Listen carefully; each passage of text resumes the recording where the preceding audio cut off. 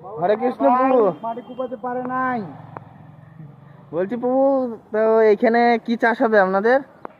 আমরা এখানে আপাতত লাল শাক আর সাদা নোটিয়া শাক আর পালং শাক, মূলা শাক এইসব আপাতত লাগাবো।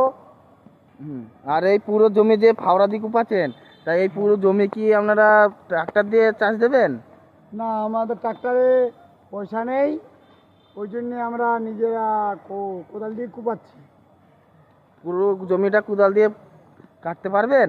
হ্যাঁ, পুরো জমিটাই আমরা কোদাল দিয়ে কাটবো। আর শুধু একবার কাটলে হবে না, কম করে 4বার কুপাইতে হবে এক একটা জমি। এই জমিটা 4বার কুপাতে হবে? হ্যাঁ, তাহলে চাষের উপযোগী হবে।